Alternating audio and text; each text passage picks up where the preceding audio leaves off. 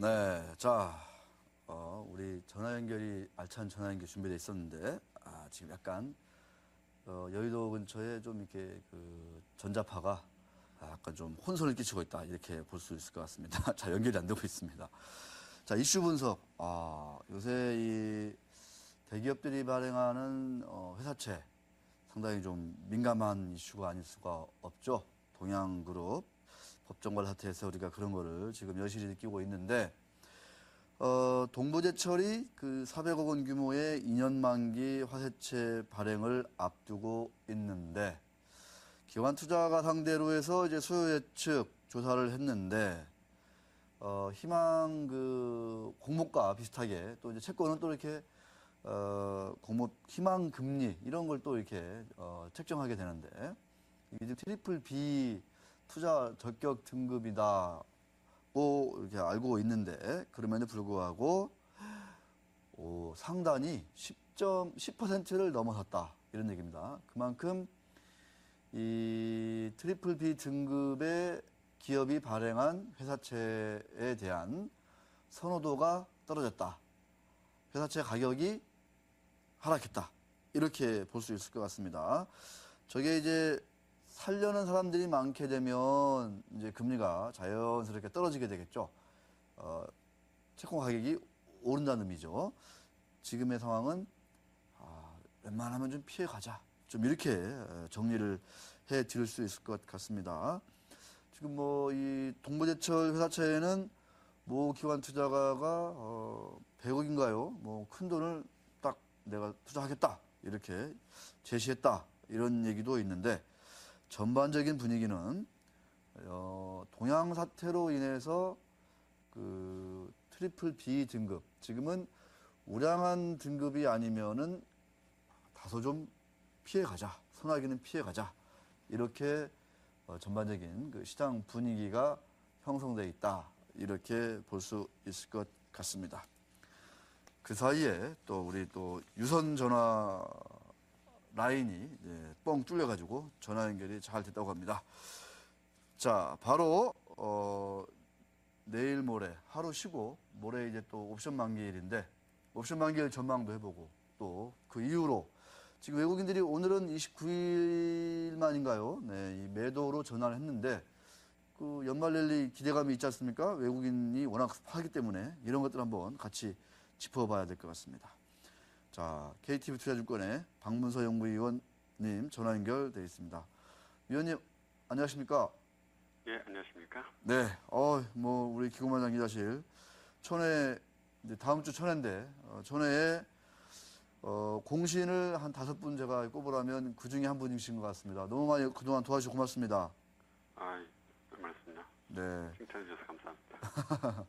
요새 이제 회사도 그렇고 증권업계 전반적으로 좀 조용조용하기도 하고 뭐 상당히 좀 분위기도 안 좋은 것 같아요. 동양증권 사태까지 터져가지고 우리 증권업계에 종사하시는 분들 상당히 좀 사기가 많이 저하되어 있는데, 이럴 때일수록 더 힘내시라 이런 말씀 드리면서 또 옵션 만기를 한번 좀 짚어야 될 것 같습니다.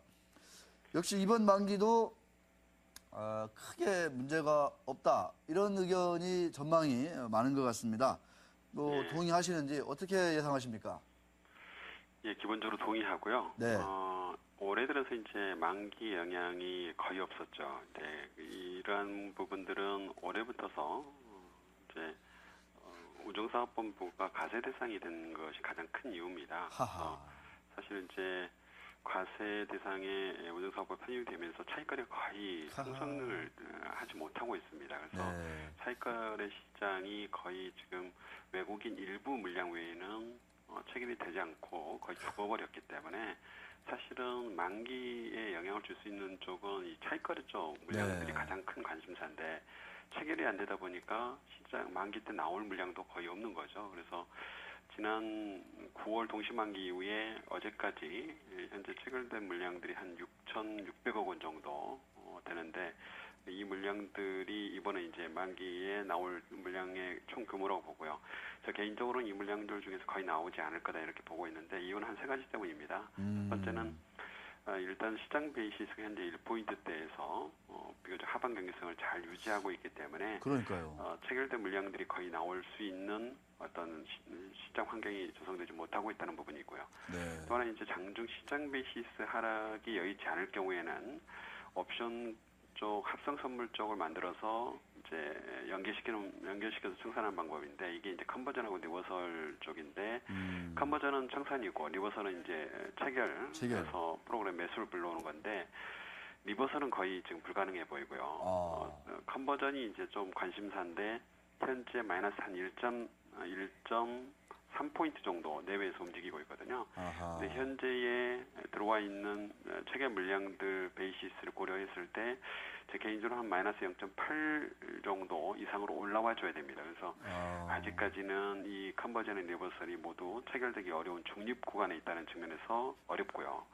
출구가 막혀 있기 때문에 사실 청산이 좀 어렵다 이렇게 보고 있고 마지막으로는 이제 뭐 연말 가까워올수록 배당에 대한 어떤 기대감들이 있기 때문에 적극적인 청산 의지가 다소 좀 약할 수 있다 이런 부분들도 고려 대상이다 이렇게 보여집니다. 네, 그렇습니다. 시장 베이시스를 통해서도 또는 합성 선물 거래를 통해서도 여의치가 않고 또 이제 연말로 갈수록 이제 배당 수요가 또 분명히 대기하고 있다. 저금 시대에 또 배당은 더 매력이 높아지는 거 아니겠습니까?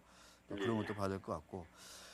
자, 만기일 뭐 일부에서는 기관들의 그 차익거래 물량 좀 나올 수도 있다 이렇게 얘기하는데 우리 더 날카롭고 인사이트가 좋으신 우리 박 의원께서는 그렇게 걱정 안 하셔도 된다 이런 얘기인데 지금 만기일 앞두고 외국인이 많지는 않지만 뭐 살짝 좀 그 현물 매수가 조금 줄어서 이게 조금 걱정이라기보다는 조금 걸리긴 하는데 자 만기일 이후 자 외국인들 최근에 주식을 왕성하게 사고 있지 않습니까? 예. 연말 랠리까지를 보고 하는 건지 아니면 어떤 이유에서인지 이게 참 궁금하지 않을 수 없는데 조금 그 기간 넓게 해서 연말 내년 초까지 어떤 이 외국인의 그 왕성한 현물 매수가 계속 그 영향을 미칠 수 있다고 보시는 건지 어떻게 전망하고 계십니까? 예, 저는 뭐 말씀하신 사항들이 뭐 거의 일리가 있다 이렇게 보여집니다. 외국인 매수가 현재 시장 상황을 보고 들어온 건 아니라고 보여지고요. 개인적으로는 내년 농사를 위해서 현재 씨앗을 뿌리고 있는 상태다 이렇게 판단하고 있습니다. 그래서 그 결실이 빠르면 연말 그리고 내년 정도에는 결실을 맺을 것으로 보여지고요. 기본적인 어떤 외국인들의 마인드는 현재의 글로벌리 저금리 기조가 상당 기간 좀 지속될 가능성들을 염두에 두고 있는 것 같고요. 그에 따라서 뭐 위험 선호에 대한 욕구가 더욱더 강해질 수 있는 것이 이제 이런 저금리 하에서 경기 회복세가 점차적으로 꾸준히 진행될 것으로 예상을 하고 있는 것으로 보여집니다. 과거 2008년 금융위기 이후에 미국 금융위기가 유럽 재정위기로 번지고 또 이것이 이제 중국의 경기 침체로 이어졌는데 이 사이클이 이제 다시 회복 사이클로 가고 있다. 그래서 미국이 점차적으로 경기 회복세가 나타나고 있고 이것이 유럽 쪽으로 조금씩 번질 것이고 결국 이제 세계의 어떤 경제 공장이라고 하는 중국 쪽으로도 점차적으로 좀 속도는 좀 느릴 수 있지만 시간차를 두고 진행될 것이다. 그렇게 되면 결국 이머징 마켓에서 수혜를 볼 수 있는 어떤 국가들 이런 쪽에 집중적으로 주식을 좀 사고 있는 것이 아닌가 개인적으로 그렇게 판단을 하고 있습니다. 네, 외국인은 조금 전 현물 시장에서 순매수로 돌아섰습니다. 이게 쉽게 그칠 규모가 아니다. 이런 상황 말씀도 드리고 싶습니다. 이 선물을 팔면서 이 차익거래의 청산 이런 것들을 프로그램 차익 매도를 좀 유발하면서 주식을 사는 전략도 얼핏 엿보이기도 합니다. 제 보니까. 자, 그런 그 가정하에 연말 아까 뭐 배당 수요도 말씀해 주셨는데 전반적인 어떤 그 현물 시장, 선물 시장 투자 전략 롱 위주의 전략이 뭐 바람직하다 이렇게 좀 말씀해 주실 것 같은데 또 현물 시장 보면은 외국인들 뭐 IT 빼면은 그렇게 많이 사는 것 같지도 않고 약간 좀 어렵다 이렇게 생각이 듭니다. 헷갈리기도 하고 자 어떤 전략 제시해 주시고 싶으십니까?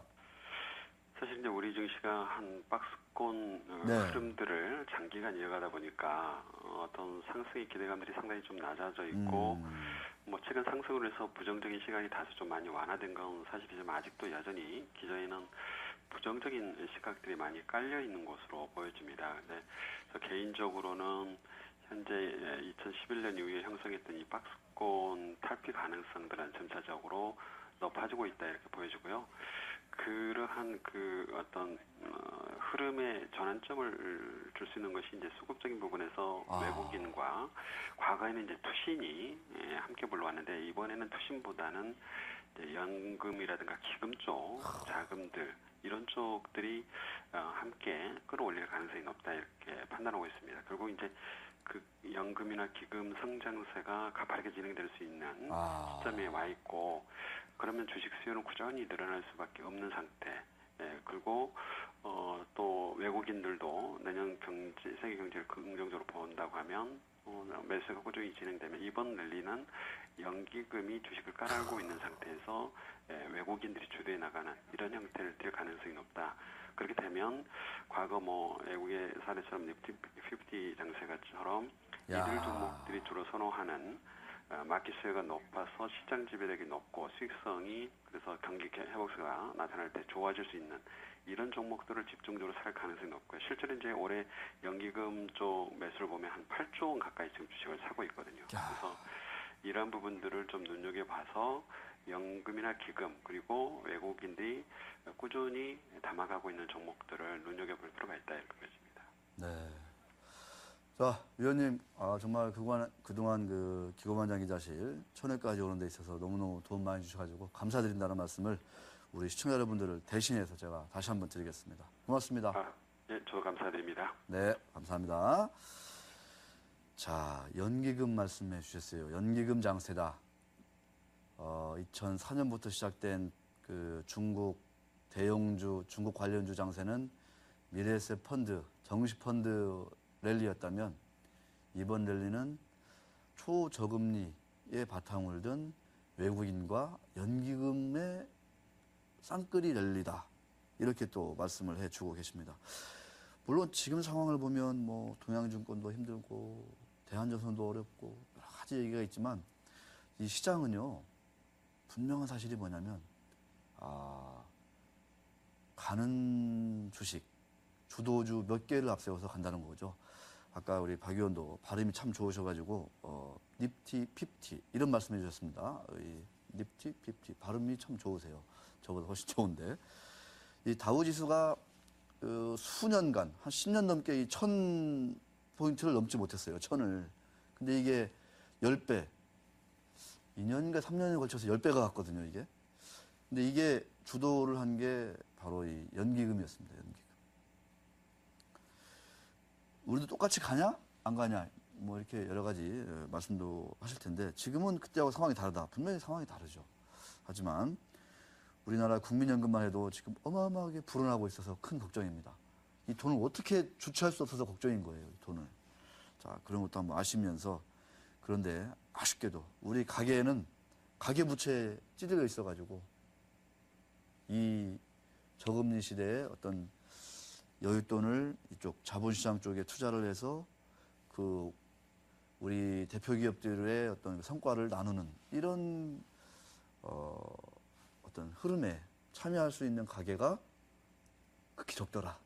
역시 이것도 역시 양극화고 그래서 부자들만 더 열심히 이 주식을 사서 더 부자가 되는 이런 쪽으로 가는 게 아닐까 싶어서 참 제가 기고만장 기자실 한 때부터 좀 이 시장이 바뀌고 제도가 바뀌고 그래야 이런 수혜를 여러분들이 많이 누릴 수 있다 이런 말씀을 계속 드렸는데 그런 것들에 주목하시는 분들은 많지 않은 것 같아요.